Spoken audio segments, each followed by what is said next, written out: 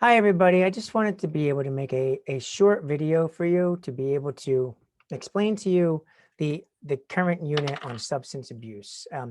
If you're in my class and you're watching this video, you probably were absent during the first week or something like that. You may have just wanted to watch this as a preview to the unit to be able to see what it is that we're going to be doing. So the substance abuse unit is very, very, very super comprehensive. There's a ton of topic pages going along with it. And we will barely scratch the surface this year when we talk about substance abuse in a classroom setting. We will focus primarily on decision making and health enhancement. So we're going to spend time on the substance abuse overview page and addiction page this first week. And then throughout the course, we'll touch upon and look at medication abuse, painkillers. We'll talk a little bit about kratom. We probably aren't going to mention steroids that much other than what they do. Um, Heroin we'll spend a day or two on. And then we'll talk about some things about alcohol and marijuana. But then you have a ton of other stuff. Like we'll mention tobacco, vaping, caffeine, club drugs, crystal meth, cocaine, crack, inhalants, psychedelics, hallucinogenic, and dissociative drugs, but we're not going to spend specific dates on it. Like you literally could spend an entire year speaking just about drugs if you wanted to for this particular unit.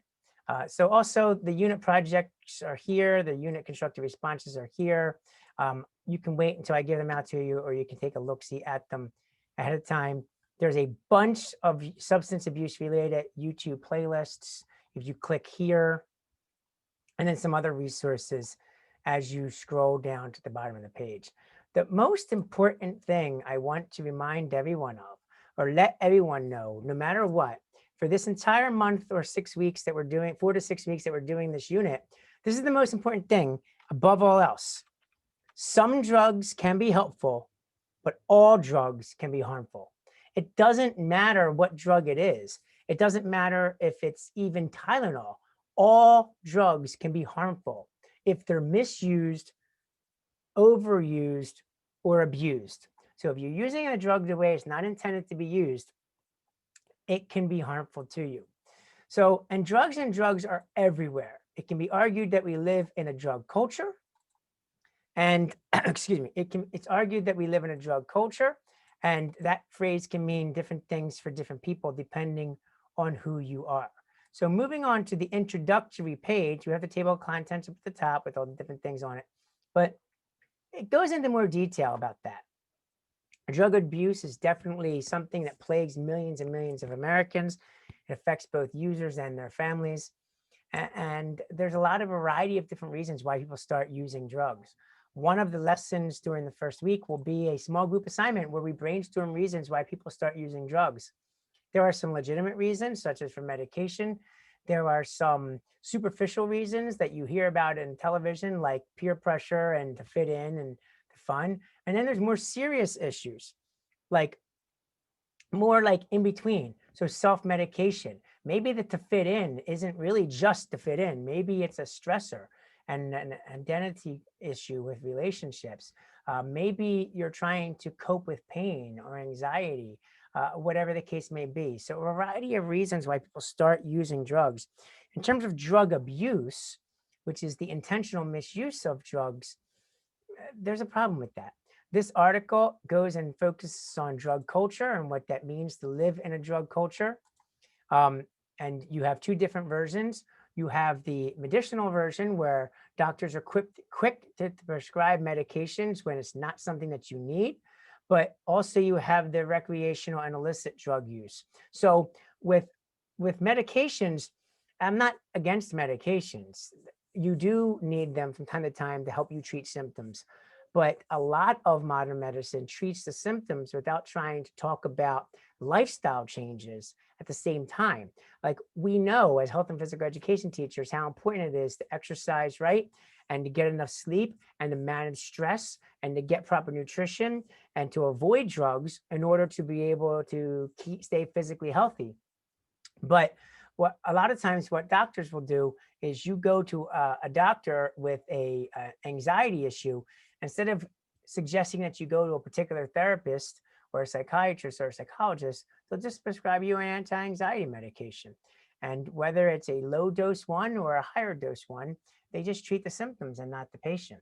So, and that's not the case all the time. And things have certainly been changing over the last several years, but you can look up articles about that and see what it means. So that's part of the drug culture. The pharmaceutical company is big business, and they push and give a lot of money to doctors for prescribing their medications to treat the ailments and illnesses. The other part, though, is the illicit drug use. So you're talking about illegal drugs, drugs that are not legal out in the street, such as, of course, heroin and things like that, which is a major issue in society. Now, yes, the percentage of people is relatively low compared to the overall population, but that percentage of people causes lasting problems for an entire community. And we'll specifically look at the heroin epidemic in Philadelphia in a later class, but you can talk about that ongoing as well. And last but not least, with drug culture, you talk about the legal recreational drugs. And we talk about the big three: alcohol, marijuana, and nicotine products. So alcohol is the most used drug in the United States, and for that matter, in the world. Technically speaking, the most used drug in the United States is caffeine, because caffeine is a stimulant that's naturally occurring in tea, coffee, cocoa, and is also added to energy drinks and soda. So technically speaking, the most used drug in the United States is caffeine. There is specifically a page about caffeine in this unit that you can refer to, and you can click on that by just going to the front page and clicking caffeine. But when you're talking about things that are not 100% legal, alcohol is one. Mr. Karabi, what do you mean? Isn't alcohol 100% legal? In this country, if you're 21, it is. If you're not 21, then it's not fully 100% legal. What about marijuana? Marijuana is legal now. Technically, it's not.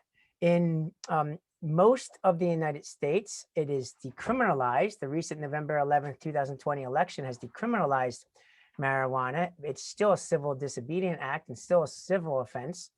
And in the city of Philadelphia, marijuana has been decriminalized for years now, and you can possess up to just under 1 ounce of marijuana without facing criminal charges. Higher than that, then they give you charges for attempting to distribute and things like that, or possession for that matter. But less than 1 ounce, it's a civil disobedience act. It's a civil ordinance. It's a fine and a slap on the wrist, but it's not fully legal. It is legal for recreational use in states that have voted it legal. And I believe at the time of this recording, there's like 9 to 11 states. Colorado, of course, was the first one, but there's several other states and the District of Columbia where its recreational use is legal for different aspects of it. It is legal for medicinal use based on the individual state votes around the nation. And different states have different rules about that. In Pennsylvania, at the time of this recording, dry leaf marijuana is only permitted to be used if it's in vaporizers, as opposed to actually being smoked. But you also have shatters and tinctures and edibles and oils and lotions and things like that that are marijuana based, THC based, that can be legally used if you're 21.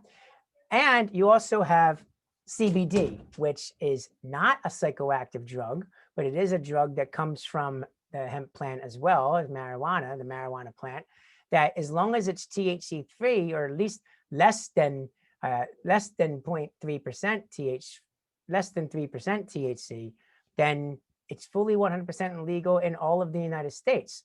So, and then nicotine products, you have to be 21. It was 18 up until 2020, and then it became 21. So if you're 21 years old, and in terms of marijuana, you're in a state where it's legally recognized to be used for recreational use, the big three, alcohol, marijuana, and nicotine products, they're all legal to some aspect or not. They're just legal to people that are 21 and over.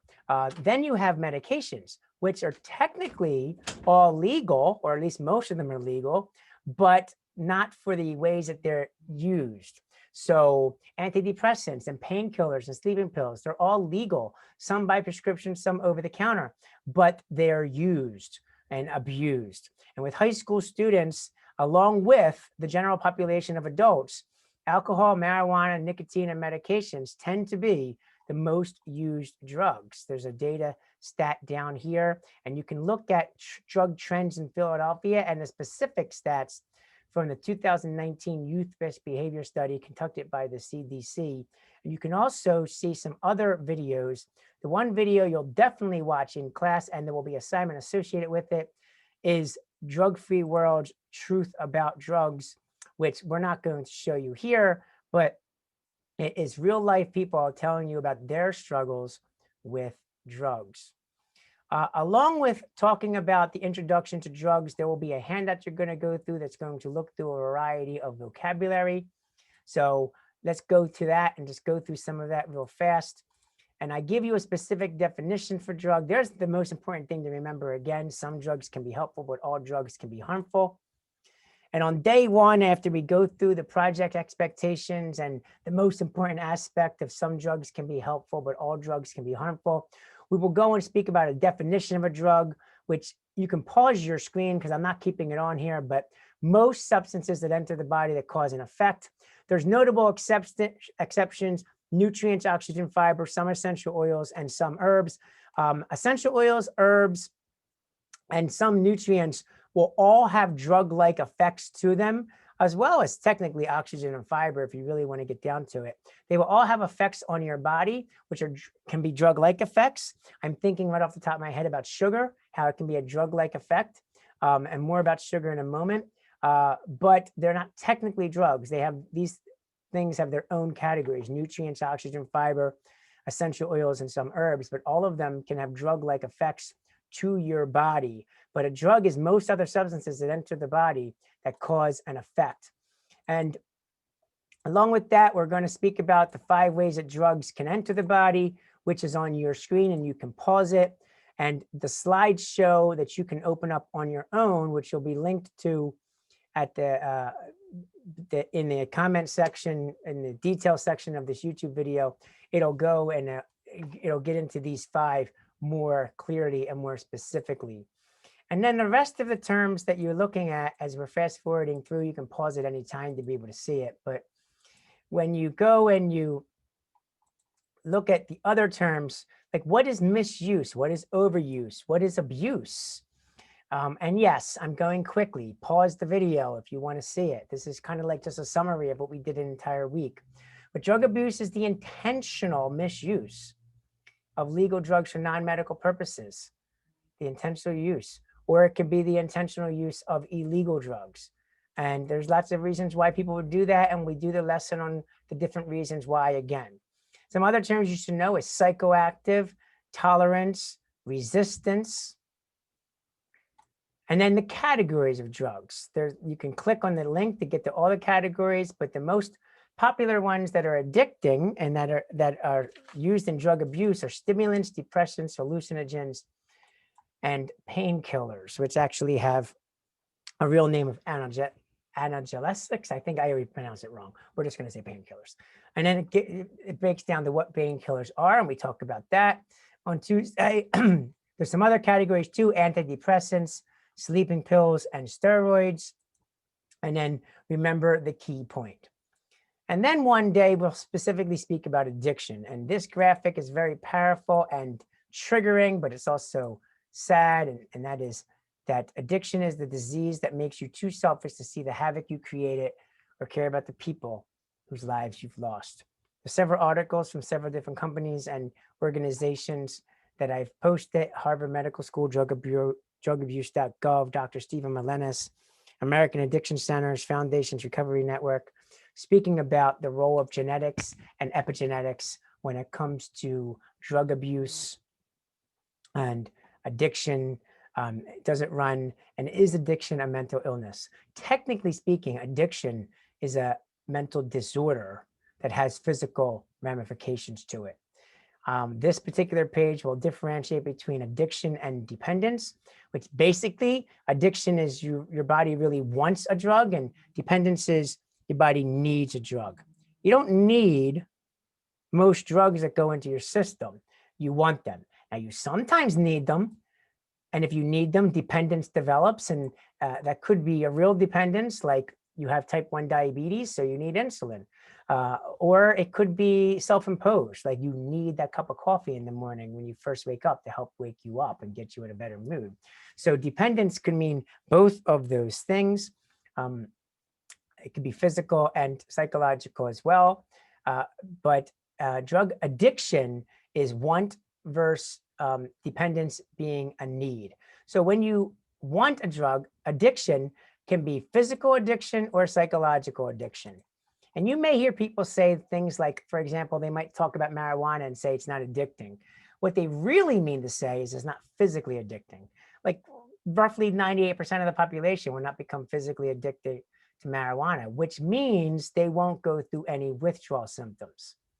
They won't go through any withdrawal symptoms, withdrawal being the painful act of no longer using the substance that includes making them feel sick and agitated and placing their nervous system in shock and having them do irrational things to be able to get the drugs into their system again, maybe stealing from their own family member, maybe hurting themselves or others, maybe making unsafe sexual decisions and other types of things, stealing and begging just to be able to get that next hit and that next drug so that they don't have to go through the withdrawal, so that they don't have to feel sick.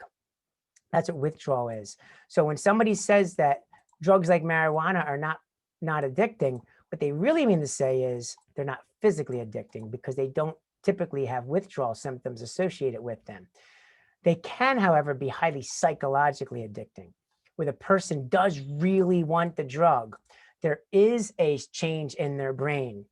And about changes in the brain, there's several videos below that will show you the chemical and sometimes structural changes of the pleasure centers of your brain that literally cause your brain to want this substance above anything else. Some of the most physically addicting chemicals on the planet are nicotine, heroin, crack cocaine, also methamphetamines, so crystal meth.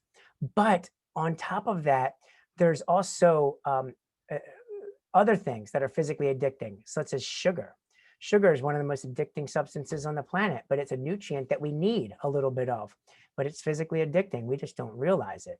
And also with psychological addiction, another drug that's psychologically addicting other than marijuana would be ecstasy. So commonly referred to nowadays as Molly, although it's a slightly different, but ecstasy is psychologically addicting. There's not typically withdrawal symptoms associated with that, but there's a high psychological withdrawal symptom because you're no longer getting the pleasure to it. Other psychological addictions could be addictions to cell phones and social media, where you get that sick feeling when you aren't looking at social media or checking in and stuff like that. To that end, psychological addiction could be better defined as obsession for psychological addiction, but it is still slightly different. And some people say, what about healthy obsession versus unhealthy obsession? And some people will agree with me that obsession is never a good thing, but a healthy obsession, a better word for that would be passion, like your passion. If it doesn't control your life and your actions, and you can withhold yourself from doing it, even though you really, really, really, really, really want to, that might be a healthy obsession or a passion, because you know that you're going to take your responsibilities in check. With an addiction, whether it's a psychological addiction, whether it's a physical addiction, or whether it's an unhealthy obsession, you don't care what the end results are. You want to go and do whatever you need to do to feed that addiction. There's an article on the page from Yahoo News that read what Justin Bieber had to say about his addiction in February 2020. That's when the article was published. You will see this video in class, so if you weren't in it, watch it. How addiction changes the brain, from CNN. It was posted in 2012, shortly after Whitney Houston died. This video, Mechanism of Drug Abuse, from Alila Medical, I probably pronounced it wrong, is really, really good and breaks it down. Chemistry of Addiction, SciShow talks about also, which it's a little bit longer than this one, talks about it. And then this is like a cartoonish Into Your Brain from brainfacts.org. Again, there's some other resources of websites that I recommend if you'd like to go to and check those out. And the other page, again, also has exceptional resources if you would like to go to the drug overview page and be able to see those resources, additional websites and articles and videos for you to be able to learn more about. With that said, I'll see you next time in class or on YouTube. Don't forget to like the video and check it out. I probably won't be making many more videos about this unit since it has so much conversation about it. There are so many videos already there. Next week in class, we're talking about opioid addiction, the abuse of medications, and heroin. You can go to those pages on my website and see a ton of information already made with great videos made by other people. So you don't need one from me. Have a great rest of your day, and I'll see you later.